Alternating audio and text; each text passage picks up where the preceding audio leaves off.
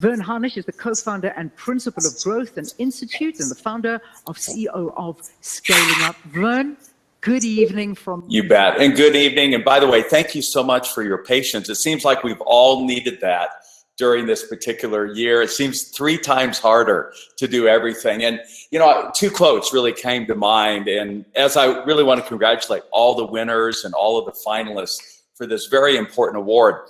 One was from Greg Brenneman. Greg's one of the top turnaround guys in the world. And when we hosted him, he said, you know what leaders do, and I know all the heads of people in HR have had to do this. What great leaders do is we absorb fear and we exude hope. And I know there's been a lot of fear that you've particularly had to absorb, often the shock absorber between all the people and the CEO. I just enjoyed hearing from the CEO of McDonald's Africa. The other quote I think that is really proliferated this year is, "You're on mute." With all of the Zoom calls that we've had, that's one of the things everyone has had to say. But I really wanted to share kind of 3 messages. I think the first is, and it's the importance of having the right question. You know, we have the answers. It's the question we do not know. And to me, the question was the one popularized by the late Clayton Christensen, who he passed away earlier this year, the great strategist at Harvard.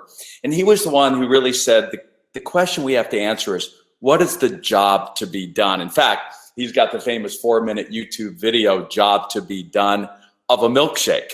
And he doesn't reveal the company, but many of us have guessed it could have been McDonald's. Anyway, what is the real job that our products and services and our companies do for everyone? And at the risk of oversimplifying, I really think it boils down to a lesson we've learned from nature. And if you look at rivers as they're moving their way from Everest to the ocean, they're really following one very simple rule, and that is what we call the path of least resistance.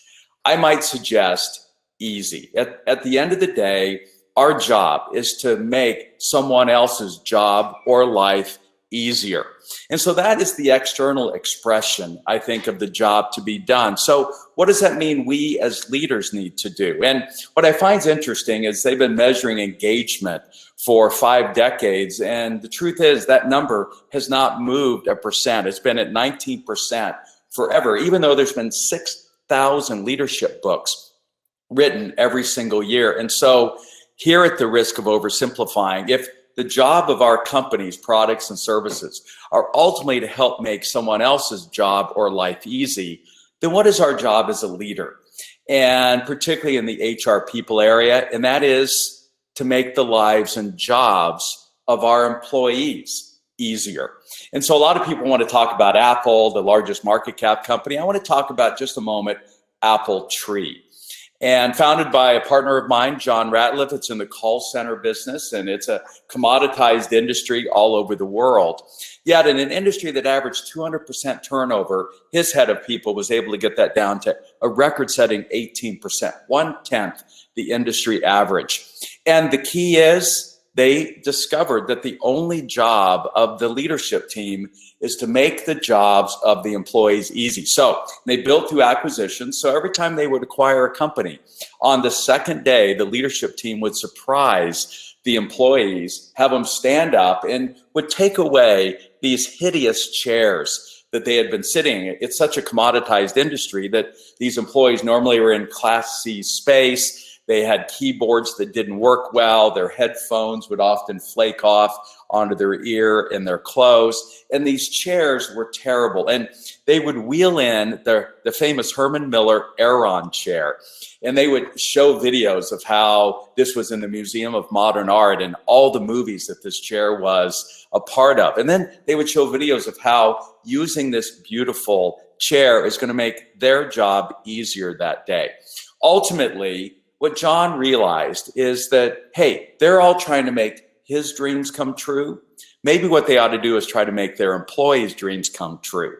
And so they launched an initiative called Dream On that ended up winning some global awards and basically said, look, what is your dream? We're going to work hard as an organization to make those come true. And that included publishing a book of poetry in Spanish down in their Puerto Rican office. In many cases, they saved people's lives. And it was a couple of years ago that John Chambers retired as CEO of Cisco. And our editor at Fortune, I'm their venture columnist, asked John Chambers, hey, is there anything that you've been doing as a leader that maybe we weren't aware of that's built such a beautiful culture? And he said, yes, if any one of our employees or extended family are having health challenges, he said, I want to know directly at my office. And we're going to bring to bear all the resources we have at Cisco. And he said, very nonchalantly, and we've saved a lot of lives. So from 650 employees to Cisco, I think ultimately, if we were to substitute a four-letter word for the word easy, it would be the word care. Ultimately, we've known that if there's no way our people are going to care for our customers and our company if they ultimately don't think we care for them. And so I do think there is one great leadership book. It's written by this IMD professor, George Kohlreiser, former hostage negotiator, and it's called Care to Dare. And I think it's the right word around caring, which I think leads to the second real future of HR. And it was encompassed in a book that came out a few weeks ago by the great strategist, Gary Hamel. And I've actually already named it the best business book for 2020, and I think really this decade. And it's called Humanocracy. Because if we really want to make the jobs of our people easier, rather than try to fix leadership, which all these leadership books have tried to do, maybe what we really need to do, and I think we've seen it in all of this remote activity and work, is let's just get rid of the leadership. People don't need this much management. And so from Hire, the great white goods manufacturer who got rid of all 10,000 of their middle management, to Bootsarg, the great Dutch firm with 14,000 nurses and associates with just 50 at HQ. Rather than try to, again, fix leadership, instead, why don't we make everyone a leader in the organization? And so I think the first trend is to really just care and do that which the employees feel. Number two, one of the best ways to care for them is to get a lot of the old style management leadership out of their way so they can do a job, which leads to the third and final story. I want to come back to Apple. I've always been a fan of the late Steve Jobs, one of the original young entrepreneurs when I launched the Young Entrepreneurs Organization. And when Steve came back from the wilderness years to save his baby, Apple, he realized that he needed to dramatically simplify the business. So got him out of everything, but let's do a desktop and a laptop. And he said, we're going to release, like at Pixar, one new product every 2 years. So it was the iPod, then it was the iPhone, then it was the iPad, and then Steve knew he was dying. And he knew he had one last initiative he needed to push forth in his final 24 months. And it ended up not being a product at all. And to me, it's the reason why Apple has been able to thrive. The real measure of leadership is how do people do when you're not there versus when you're there. And his final initiative was Apple University. He recruited the dean at Yale to come in. And it's one of the biggest corporate secrets. But if you're going to make these self-directed, everyone a leader teams work, it comes back to having very strong learning and development.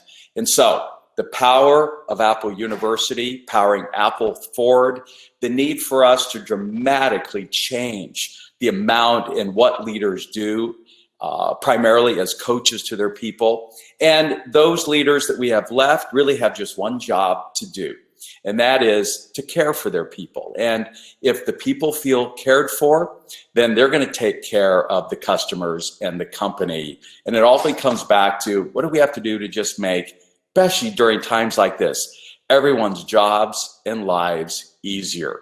Again, I want to congratulate all the winners out there. What you do is so important as you continue, as we see this second wave move through the planet, to absorb the fear and to continue to exude hope. Thank you so much.